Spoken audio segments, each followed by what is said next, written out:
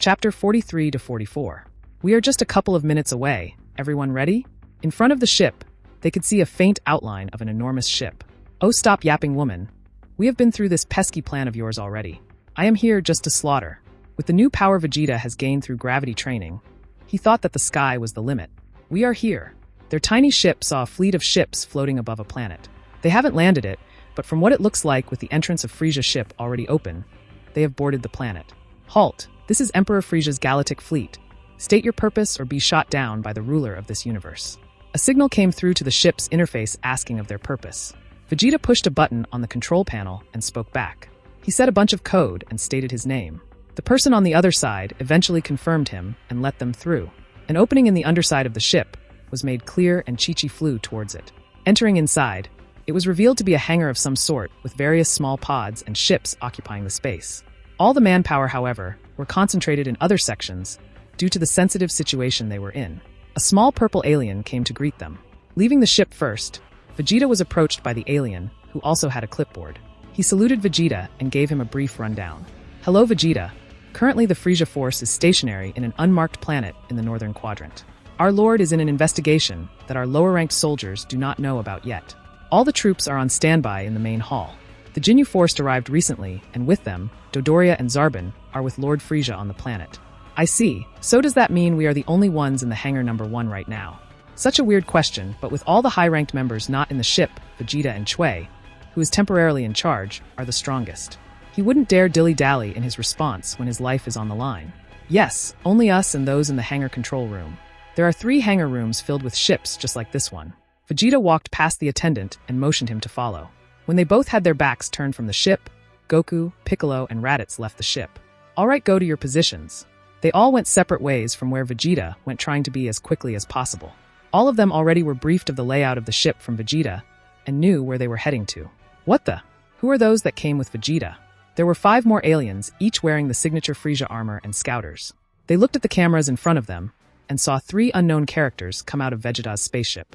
Before they could alert the higher-ups, the door behind them automatically opened for Vegeta. Not wasting any time, he shot 5 precise key shots straight through their brains, killing them in an instant. The purple alien next to Vegeta was shocked, but that didn't last long before Vegeta picked him up by the neck and slammed him on the wall, killing him brutally. He had a smirk on his face as he turned back and went towards the front of the ship. Piccolo went deep inside the spaceship, dodging and weaving the cameras and sentries in the way. He didn't have much time to do what he was assigned, especially considering what Raditz was up to. Luckily, all the soldiers were all in the main hall, and not in his path, allowing him to get to his destination a lot faster. Entering a highly futuristic mainframe, he killed everyone that was in there and reached for something in his pocket. Grabbing a USB-looking thing, he plugged it inside of the closest thing he could in the mainframe. It took some time for him to jam it in there, as it didn't exactly fit the strange hole. But once it was in, it started to transform and accustom itself to its holder. With all the alien knowledge and tech stored inside the Science space pods and scouters, Bulma's tech and made leaps and bounds. Starting from the drive, a very visible web of data collection spread throughout the entire mainframe within seconds. Piccolo patiently waited until he received a signal from his strange watch. Raditz, on the other hand, was going to the back of the ship. Anyone that was in his way was met with a swift death, meaning that he was leaving a trail of blood. Eventually, he made it to the engine room after much ventured and reached into his pocket. Uncovering a capsule, he clicked and threw it in the center of the room. A big container with a timer was revealed and started to count down. It started at 2 minutes, plenty of time for him to go back to the spaceship where Chi-Chi was waiting. After sending the signal through a specifically made watch on his wrist, he turned back and backtracked his way through the ship. He didn't get far when a blaring noise and red lights started to flash crazily around him. Looking at his watch with displeasure, he saw that Piccolo was already clear, and with his carefulness, he wouldn't trip any alarms. That left Vegeta, the only one who could have tripped an alarm. That hothead. Time for Plan B. Goku made it out of the ship relatively easy. He landed on the rocky, sturdy planet. The sandstorm environment buffeted his face, but it didn't really affect him too much. Floating above the storm, he started to explore the terrain a little. He has already felt Frisia's great ki from far away, but he needed to know the place where the fight was going to take place. Strangely, there was a section of the planet that hindered his ki sensing a little. From all the research that they did on planets and this planet, in particular, there was no life on this planet. There were chances for the natural environment of planets to disrupt ki energy, so he didn't think much of it. The tyrant needed to go down for his sins, but the real reason Goku wanted to fight Frisia is that he is hoping the midget will push him over his limit. Although he knew that he could achieve Super Saiyan if he trained more and more, the slow crawl recently made him really impatient. The back trick doesn't work as intended. Goku presumed that it was from the certain evolutionary path that the Saiyans from Universe 6 walked through, similar to their lack of a tail. Trust me, he tried his hardest to simulate his back muscles. All that effort didn't go to waste, however.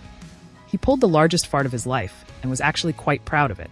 It was so strong, he even had a gut feeling that it could kill Yamcha. But that was more because Yamcha is weak than his gas strong. Looking back at the ship, the insides were flashing red, signaling an alarm. Ah, I knew this was going to happen. At the speed of sound, Vegeta rocketed past soldiers leading up to the front of the ship. He played the little games of Kakarot and his mistress in the beginning, but he was getting impatient. Besides, who could order him around? He is the Saiyan Prince. While the others eliminated the people in front of them with discreet etched in their moves, Vegeta was starving for action and killed people without caring about the sound it caused. This made the alarm sound while he was nearing the main room. Opening the door, he saw a lot of aliens typing away on their consoles due to the various alarms. In the middle of the room, looking through the window, Chui turned around from his leisurely gaze to the door. What was his pleasure feeling a sense of entitlement at the helm of the ship? Vegeta burst his bubble by appearing at the worst time. The crew noticed Vegeta and started to panic. They were about to run out of the room when they felt the tension in the air and were fearing for their lives. Do not run and keep everything under control. He must have accomplices. Order everyone to kill them. Chui stopped everyone and turned to face Vegeta, who was giving him a shit-eating grin. You really think that I need Frieza's permission to kill you after you ramage in his ship? I will get a lot of merit by killing you. Prepare yourself, my arch-rival. I will end your life today. The alarms were blaring, and the soldiers in the main hall didn't know why. Everyone in communications was killed, and they all thought that it was the signal to attack the planet they were set out to do. When the doors didn't open to let them out, a voice led them to the right path. Everyone, there is an intruder on the ship. The technicians and mechanics are unresponsive, and there is an unidentified ship in Hangar Number 1. All units engage in this unknown threat until further instruction. Cheers erupted from the evil people, and they all went towards their ships. They flooded Hangar Number 1 and easily spotted the sore thumb in the room. Blast that Vegeta!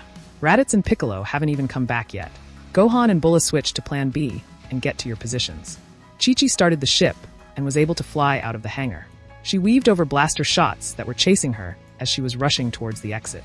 With the press of a button, the dual cannons on the side of the ship activated and shot the exit of the ship.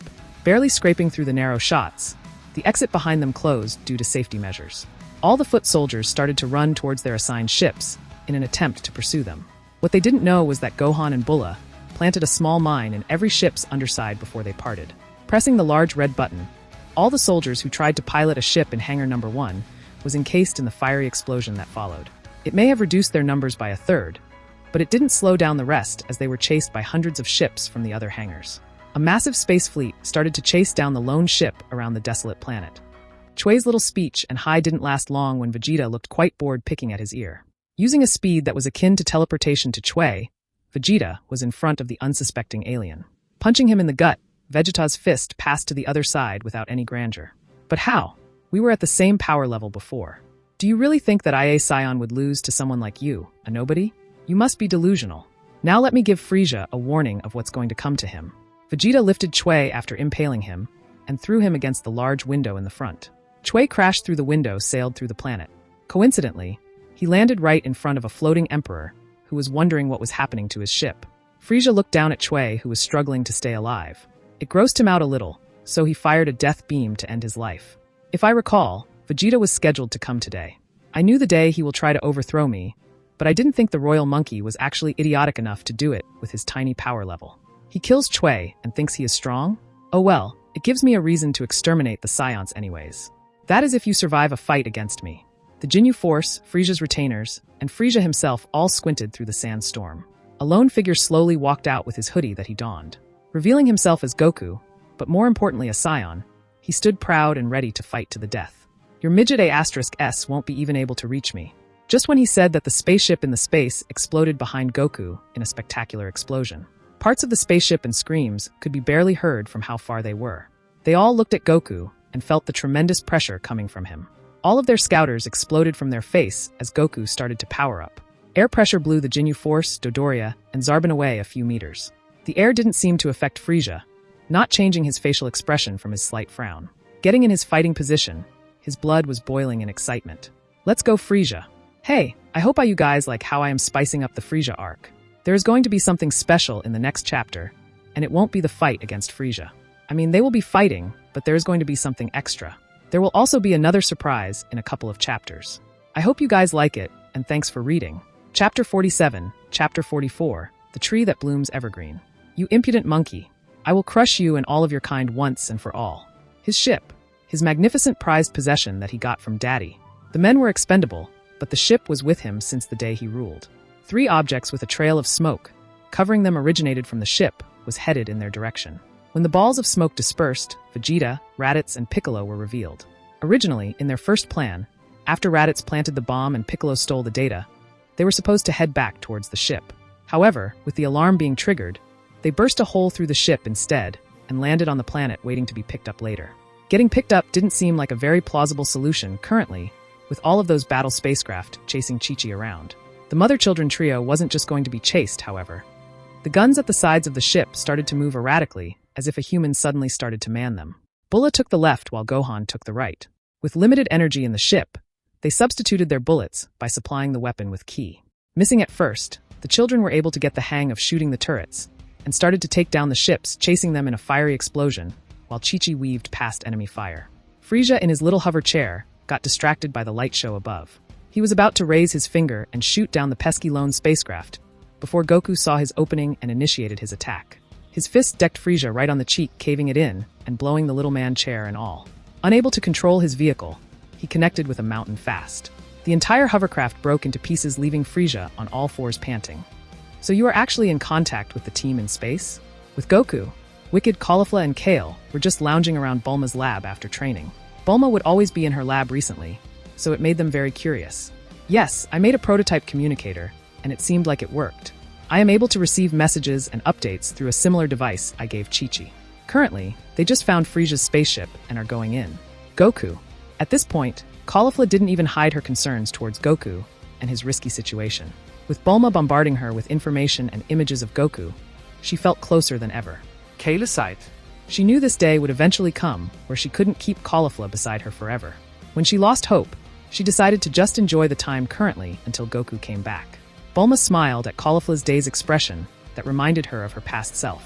Reaching over to send another message to Chi-Chi for an update, a voice that wasn't her own spoke inside of her subconscious. This panicky, whiny voice that was the epitome of weakness echoed inside her mind. Recognizing this immediately as Yamcha, even more confusion ensued. Did she finally go crazy? Bulma! Bulma! Can you hear me? Yamcha! Where are you? How can I hear you? I am at King Kai's planet right now. King Kai is sending my voice over to you. Bulma was looking at the sky while talking. Caulifla and Kale backed up from where they were originally and started to question their companion's sanity. Why are you calling me? I thought that you, Krillin, Tien, and Kaiotsu went to that guy's place to learn that Kaioken or something. By the way, send your voice if you can to Caulifla and Kale as well. They think I'm crazy. A simple rewiring, and they were also able to hear Yamcha. They wish that it stayed the way it was earlier. It's all that damn midget's fault. He convinced us to catch up to Goku. But that is not important, right? What is really important is that the Earth and everyone on it are in danger. What do you mean, you soy boy? We aren't going to destroy the Earth anytime soon. Caulifla thought that now that the Z fighters are not on Earth, they would think she would proceed to wreck it. And not you, but a seed of the Tree of Might. Frisia struggled to stand up, while everyone watched with their mouths hanging open. That was the Emperor of the Universe they were looking at, the strongest being in this universe. He got down with just one punch. Just who is this man that we are facing, and is that why he was so afraid of Scions and their potential? You dare touch me? Me? I will decimate you and your entire lineage. Behold, you are about to witness my supreme form that no other living being has ever seen before. This was the most power he has ever felt from a singular individual. Goku wasn't an idiot. It wasn't like he was going to let Frisia transform. He wasn't a masochist. Frisia tried to gather his ki to transform, but Goku came at him like a rocket. Frisia collected his ki and ducked, letting Goku go above him. Releasing his ki, he had an evil smirk on his face, thinking he obliterated Goku. When the blast ended and Goku didn't appear, he was even more satisfied until he found a fist right in his stomach. You won't get rid of me that easily. With his other hand, he slapped Frisia in the face, making ripples appear from one end to the other. Frisia hit the ground and bounced like a pebble, crashing in a jutted-out rock, making it collapse on himself. He emerged from the rocks looking as angry as ever. Trying to transform again, Goku did not let him and sped towards him. However, from the peripheral of his vision, he saw a strange purple beam accompanied by an equally annoying voice. Change! Goku backed away from the blast, and it hit a rock. Everyone awoke from watching Goku and Frieza fight. Piccolo tried to help Goku by aiming a kick towards Jinyu's face, but he was very quickly surrounded by the Jinyu force. Raditz instead had his aim towards Dodoria, hoping to take him out fast. The smoke cleared from the release of a seal, and a giant appeared before Goku that did not fit his color palette at all. Frieza chuckled a bit and was ready to spar it out again with Goku until he felt a presence behind him. Vegeta came in hot with 2 ki blasts on each hand. Firing both while also heading towards Frieza, the alien easily sidestepped from the blasts. Vegeta landed and tried his best to take on the 8-foot giant, but he kept on missing with Frieza's strafes. The smirk that he received angered him, even more opening him up to even more mistakes. Jumping up to do an uppercut, all Frieza had to do was tilt his head back. Looking at him while his head was tilted, he swiped his tail, launching Vegeta like a rag doll. Swishing through the air, he landed on the ground, creating a crater. Finished with Vegeta, Frieza turned to Goku, expecting the same result. That will be you in just a moment once you taste my excellence. No more words were spoken, only action. Frieza's hunking body was unable to keep up with Goku agility, and he was taking punches left and right. Everything wasn't going right for him. The weakest Scion was about to kill both of his retainers, even with Zarbon transforming. The strange Namekian was taking out one Jinyu force member at a time, and here he was struggling with a Rouge monkey. Fire explosions were also littering the skies as Chi-Chi did barrel rolls after barrel rolls. Gohan and Bulla were mowing down the aerial pursuit by a third with just their accurate shots. Seeing that momentum going against him and his team, he decided to put out all stops and transform to defeat this Scion. A seed of the Tree of Might? What is that, and why would we be afraid of some measly seed? You don't get it, you ignorant Scion. King Kai firmly rejected Caulifla's dismissal of it.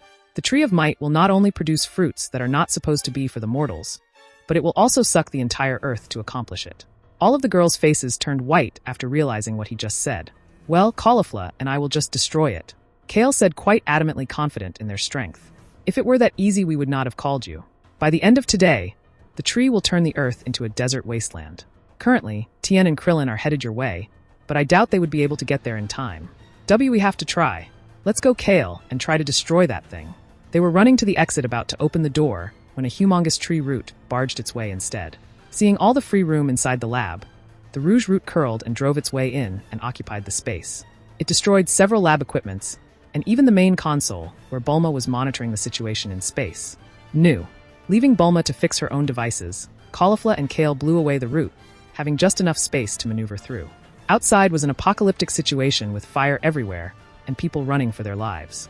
Roots were everywhere, destroying buildings and weaseling its way into every nook and cranny. In the far distance, they saw a tall and lush tree proudly standing. It was so big that they would see it from hundreds of miles away. She-dash. Trying his hardest to transform once again, Goku left him no openings to exploit with how much stronger he was than him. A clean hit on the shoulder left his left arm paralyzed. Another hit on the knee brought the tyrant to his knees. Using his own knees, he connected it with Frieza's face, making him whiplash and fall on the ground. It's over. He was about to blast this alien into smithereens until he felt another presence behind him. Taking a look back, he saw Raditz's face with bruises and blood in between. The entire Jinyu force was out for the count. Even Jinyu laid there beaten. The retainers were also down for the count, with Piccolo resting a bit. Turning back, he was about to finish Frieza off. He was stopped when Raditz put his arm under Goku's and put him in a headlock. Raditz? Wait, realizing the situation a little too late. He easily broke free from the restraint and tried his hardest to destroy Frieza. He was too late, however, and Frieza was already transforming. Breaking out of the ki cocoon, a person as small as his first form appeared with nearly all white covering him, except a few purples. He skipped to the final stage. I think I should be able to handle him. Brushing off Jinyu that was in Raditz's body, Piccolo came over to pick him up after he killed the other two pests. Jinyu switched right in front of the Namekian, but he didn't notice anything changing. Now let the games begin.